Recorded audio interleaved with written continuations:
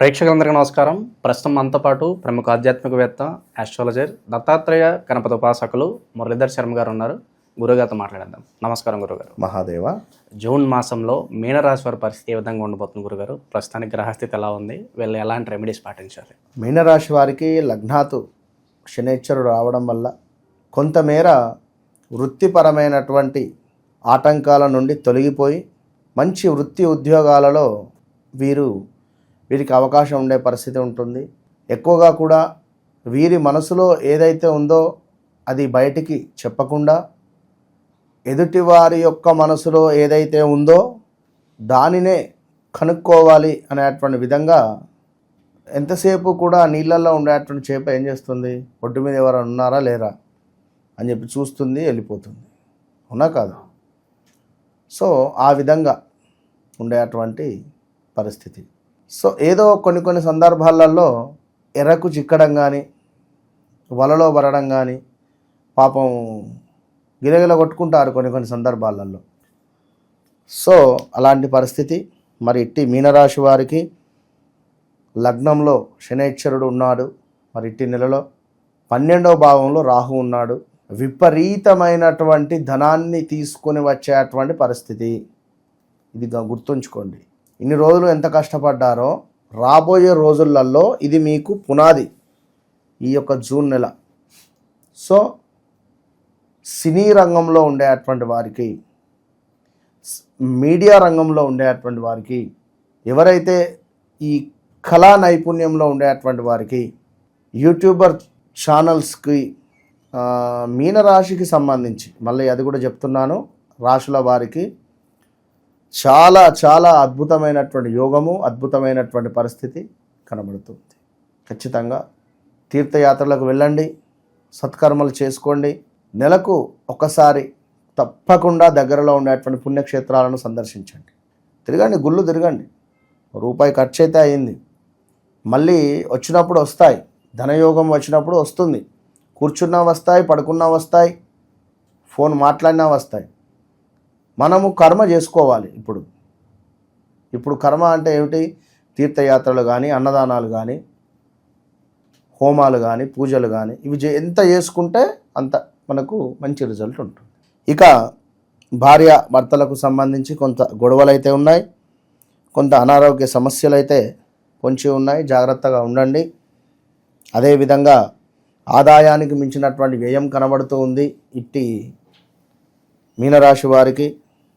అదేవిధంగా బంధువుల వల్ల కూడా కొన్ని ఇబ్బందులు, స్థానభ్రంశము, ధన నాశనము, ముక్కు ముఖము తెలవని వారి నుండి కొన్ని గొడవలు ఏర్పడే పరిస్థితి. సో బీ కేర్ఫుల్, చాలా జాగ్రత్తగా ఉండండి. అదేవిధంగా ఇట్టి మీనరాశి వారికి పుణ్యకార్యాలు చేయాలి అనేటువంటి ఆసక్తి, ధనధాన్య ప్రాప్తి, కొన్ని పనులు కార్యసిద్ధి కాబోతున్నాయి. సభా గౌరవము దక్కబోతుంది. అదేవిధంగా వ్యాపార భాగస్వాముల వల్ల నష్టాన్ని చవిచూసే పరిస్థితి.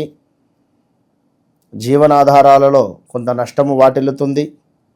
కొంతమేర కొన్ని పనులు అవి తొందరపాటుతో మీ టెంప్ట్ అయ్యేటువంటి భావనతో కార్యాలు హాని జరిగే పరిస్థితి ఉంటుంది. సో అది కూడా చూసుకొని ముందుకు వెళ్ళండి. ఇక ఇట్టి మీనరాశి వారికి చిన్నగా గొడవలు వాటిల్లే పరిస్థితి ఉంది. ఎవరితోనో ఇంటా బయట జాగ్రత్తగా ఉండండి. మానసికంగా కొంత ఆందోళన, కుటుంబంలో కూడా కొన్ని కలహాలు చెప్తున్నా. మీ తల్లితో కానీ, ఇంట్లో చిరాకుగా అనిపించడం కానీ, ఇంట్లో ఉండబుద్ధి కాకపోవడం కానీ, అసలు కొన్ని ఏర్పడే పరిస్థితులు కూడా వాటిల్లే పరిస్థితి ఉంది. సో జాగ్రత్తగా ఉండండి.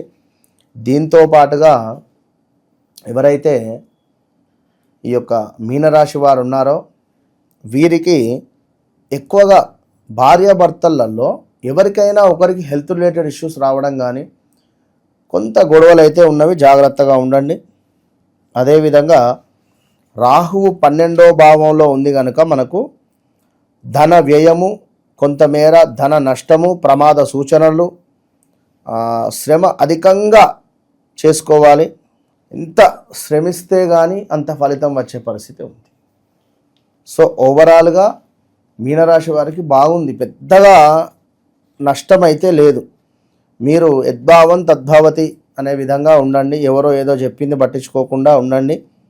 ఇక ఇట్టి కుజుడు మీకు 6వ భావంలో సూపర్గా ఉన్నాడు. 6వ భావంలో కుజుడు మనకు చాలా మంచి రిజల్ట్ ఇస్తాడు. శత్రువులపై విజయము కలిగే పరిస్థితి ఉంటుంది. కొన్ని రుణ బాధలు మాత్రం ఉంటాయి, బ్లడ్ రిలేటెడ్ ఇష్యూస్ కొన్ని, అదేవిధంగా యంత్ర సంబంధిత దాంట్లో కలిసి వచ్చేటువంటి పరిస్థితి, విద్యుత్ విషయమై కొన్ని ప్రమాదాలు సంభవించే పరిస్థితి ఉంటుంది. కలత్ర బంధువుల వలన తగాదాలు సంభవించేటువంటి పరిస్థితి. కలత్ర తగాదాలు అంటే మీ భార్య భర్త లైక్ వారి కుటుంబం వారి వల్ల కొన్ని ఇబ్బందులు వాటిల్లేటువంటి పరిస్థితి. సో దానికి సంబంధించి మనము తీపి పదార్థాలకు బదులుగా ఉప్పు పదార్థాలను వితరణ చేసిన శుభప్రదమగును.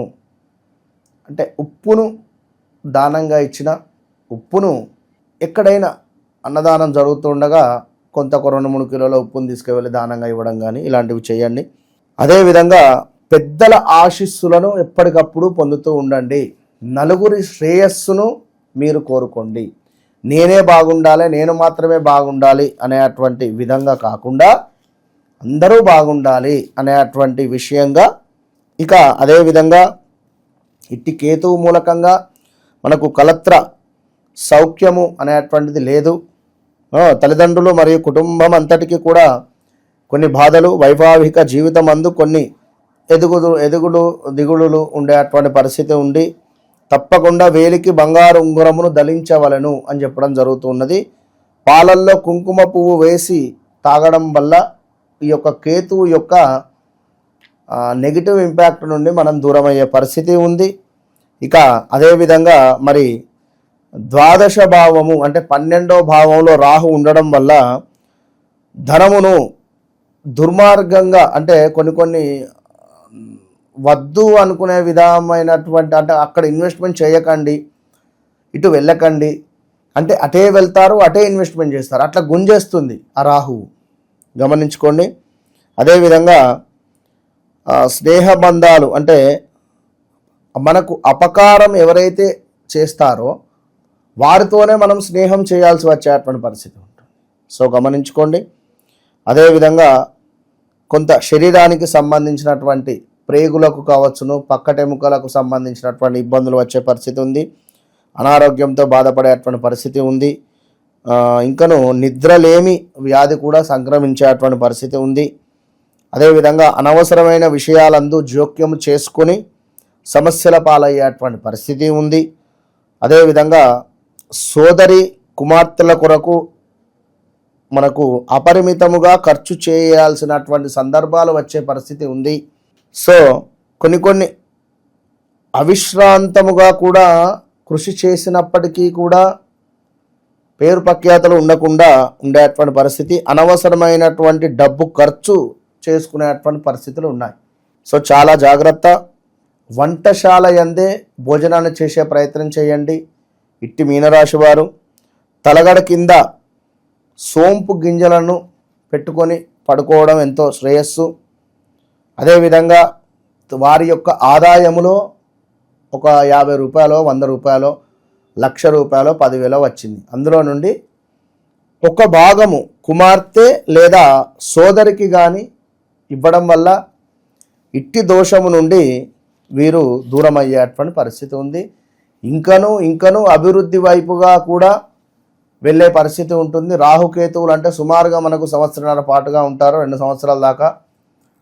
సో రిపీట్ ఒకసారి, రాహుకేతువులు అంత ఈజీగా నెలకో 2 నెలలకో మనకు మార్పు అనేటువంటిది రాదు.